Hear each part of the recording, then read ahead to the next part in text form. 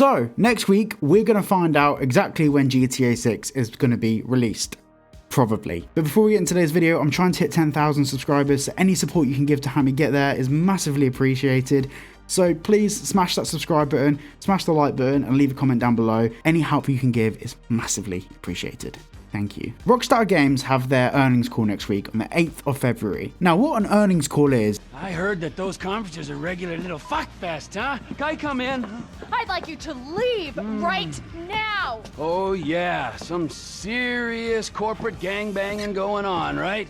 Yeah, with every executive and director of communications from here to Bangalore taking it left, right, and center in the name of team training, right? I mean, now that's what Floyd told me yesterday as he was staring at my...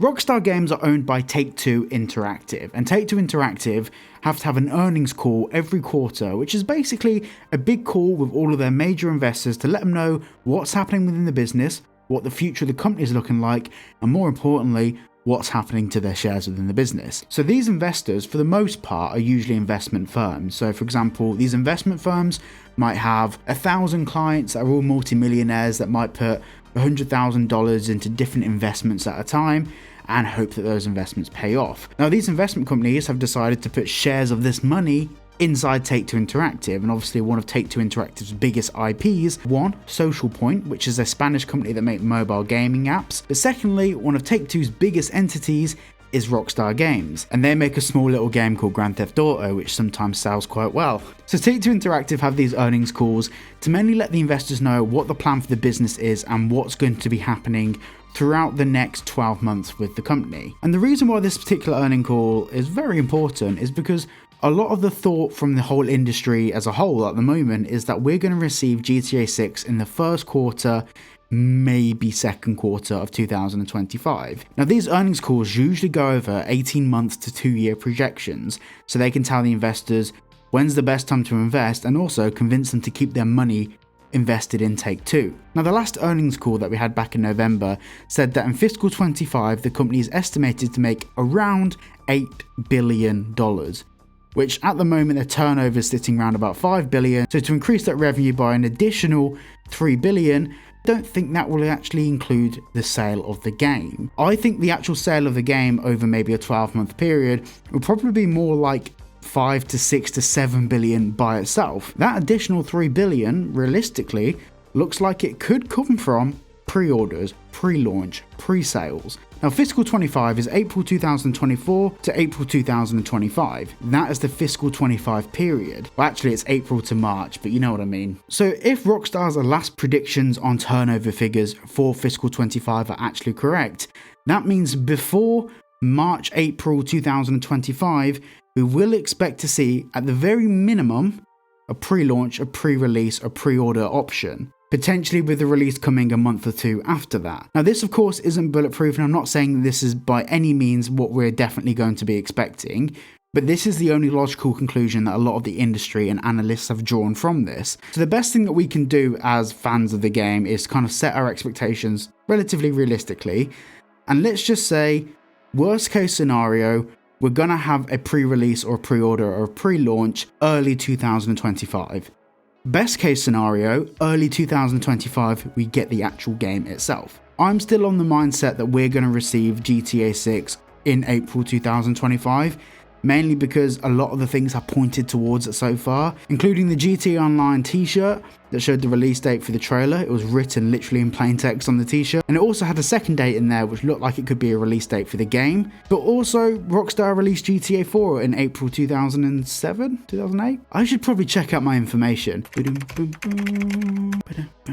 So in April 2008 is when GTA 4 was released, and April is a pretty sweet period because you get all of the people on the summer holidays at school playing the game, but also you're well in time for all of the national holidays that fall throughout the US, with the US being one of the biggest demographics for the game in the world. And of course that leaves plenty of time for pre-orders around about Christmas sort of time, so you can still gift someone a pre-order for the game at the end of 2024. But also this would leave options in 2024 for pre-orders to be gifted, and then 2025 games consoles, special release consoles, PC releases to also be gifted at the end of the year. This is just a prime example of Rockstar and Take-Two being savvy businessmen. man's of business. So this earnings call is not going to give us the exact date. It's not going to say on the 25th of this month or the 22nd of this month, but it is going to give us a much narrower window. But more importantly, it's going to give us the start of 2025 or the end of 2025 as a potential release window, or at least for pre-orders, because we're now getting closer to 2025.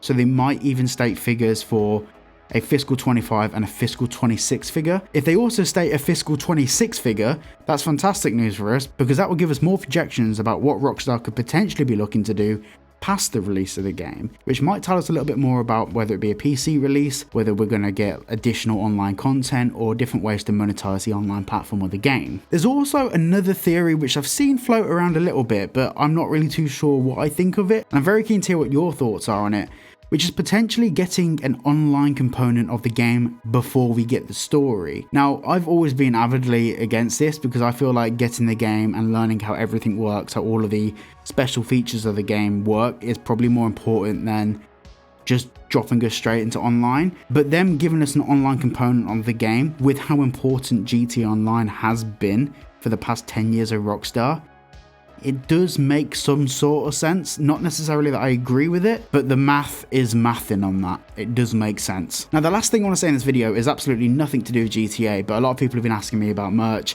these glasses, this mask, and all of that stuff. Glasses, I'm not sending on links to them because these glasses are rubbish. I'm going through about 3 pairs a week at the moment. I do have a custom set of these glasses that are on order with the correct connectors and cabling, so they're a bit higher quality. When they arrive, I'll be able to tell you whether it's worth purchasing, and maybe I'll sell it on my online store or something. Not for massive profit. I'm not going to try and skank you guys at a load of money. Like, it's just I don't want you buying these because they are genuinely rubbish. But also, I've got some samples of t-shirts, hoodies, caps, and other merch coming as well that are also relatively affordable, but also really good quality as well. I'm just weighing up whether I go really high quality and a bit more expensive, or lower quality and a bit cheaper. But you guys can let me know in the comments down below what you want. Do you want more affordable or higher quality? Unfortunately, it is a pretty linear graph. The more you spend, the better it is. And I can't go for like both because I just don't have the cash at the moment to fork out to sample so many different things. Like, just sampling one hoodie can cost $100 with shipping and everything. So I need to be very careful.